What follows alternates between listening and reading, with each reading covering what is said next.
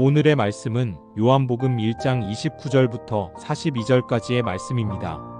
이튿날 요한이 예수께서 자기에게 나아오심을 보고 이르되 보라, 세상 죄를 지고 가는 하나님의 어린 양이로다. 내가 전에 말하기를 내 뒤에 오는 사람이 있는데 나보다 앞선 것은 그가 나보다 먼저 계심이라 한 것이 이 사람을 가리킴이라.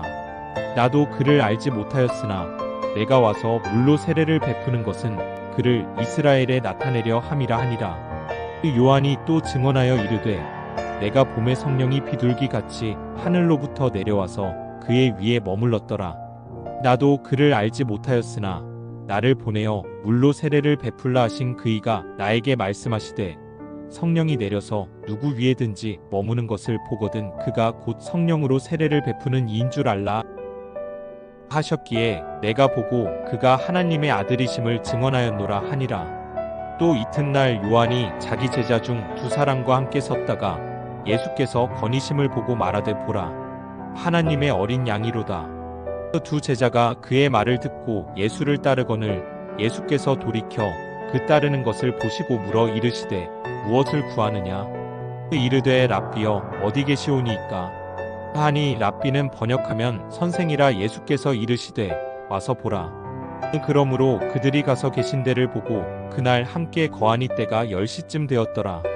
요한의 말을 듣고 예수를 따르는 두 사람 중에 하나는 시몬 베드로의 형제 안드레라. 그가 먼저 자기의 형제 시몬을 찾아 말하되 우리가 메시아를 만났다 하고, 메시아는 번역하면 그리스도라.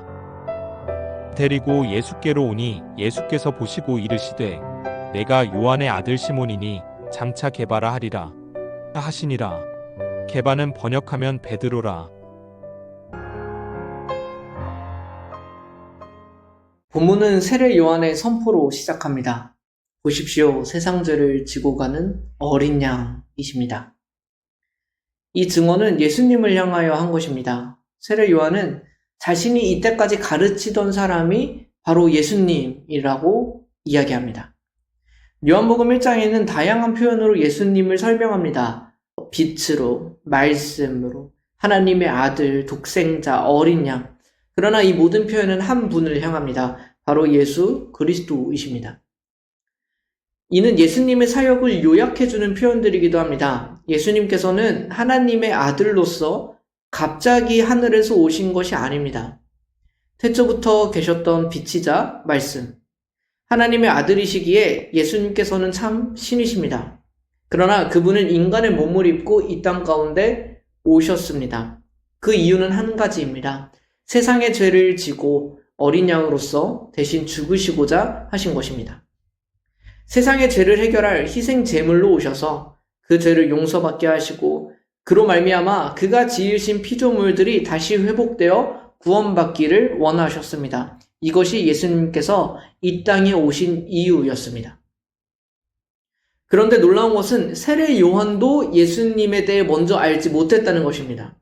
세례 요한은 어느 날 마음이 생겨서 물로 세례를 주던 것이 아니었습니다. 하나님의 부르심을 들었습니다. 물로 세례를 베풀라는 부르심이었습니다.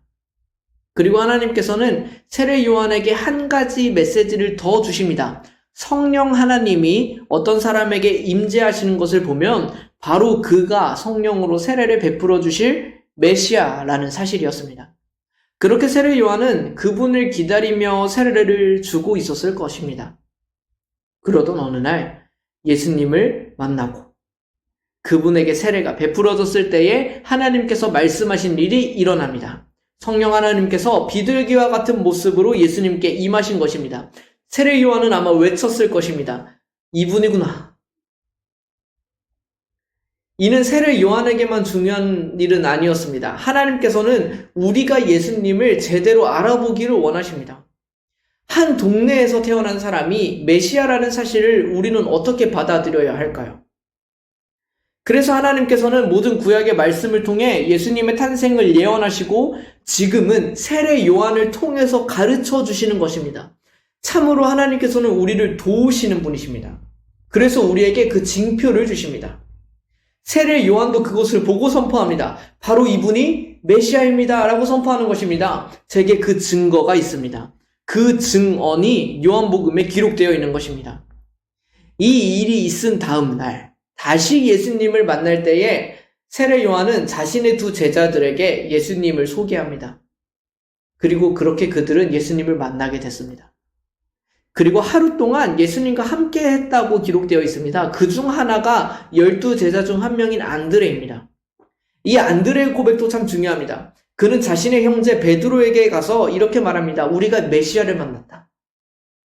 이제 세례 요한의 두 제자는 세례 받으러 온 예수를 아는 사람에서 그치지 않았습니다. 예수님의 존재 가치를 알아보게 된 겁니다.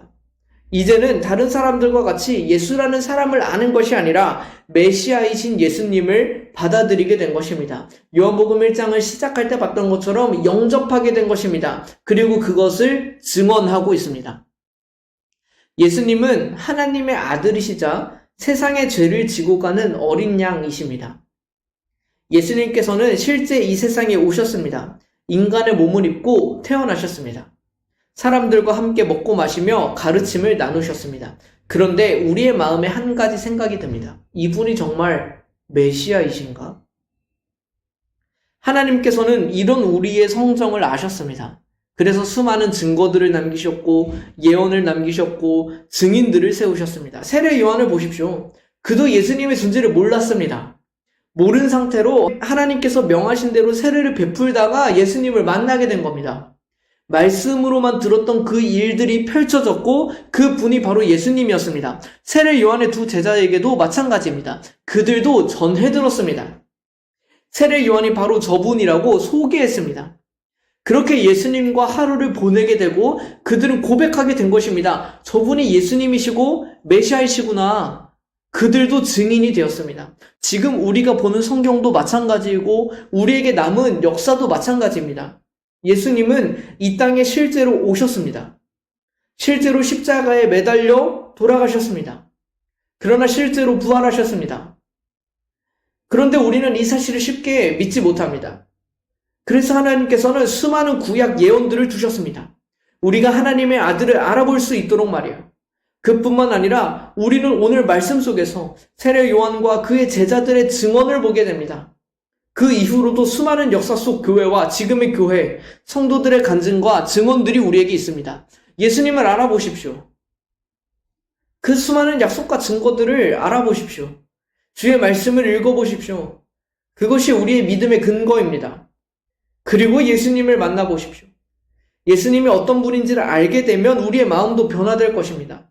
단순히 현대 사상에 우리의 마음과 생각을 빼앗겨 종교를 무가치한 것으로 여기지 마시고 그 안에 담긴 역사들과 증언들을 보십시오. 우리는 알게 될 것입니다.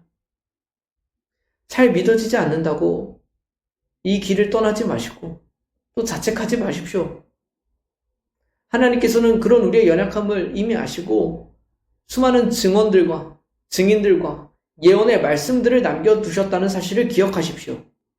우리는 그것들을 통해 믿음의 길을 걷게 되고 예수님이라는 분을 알아보게 되는 것입니다.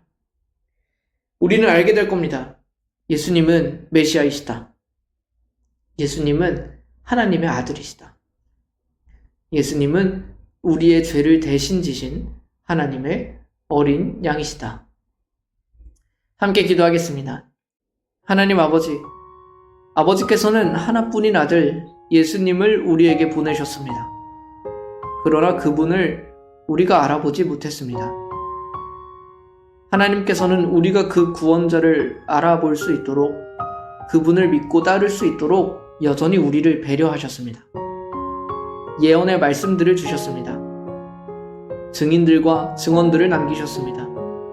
우리의 믿음을 위해 주님께서 준비하셨습니다. 이제 우리가 그것을 보고 믿음을 가지게 하여 주십시오. 우리가 그들의 고백을 따라 예수님을 알아보게 하여 주십시오. 이제는 우리가 예수님을 알고 만나 우리의 입으로 그분이 메시아이심을 고백할 수 있게 하여 주십시오. 참으로 부정할 수 없을 만큼 확신한 믿음으로 우리 주 예수님을 고백할 수 있는 순간이 우리 모두에게 임하기를 소망합니다.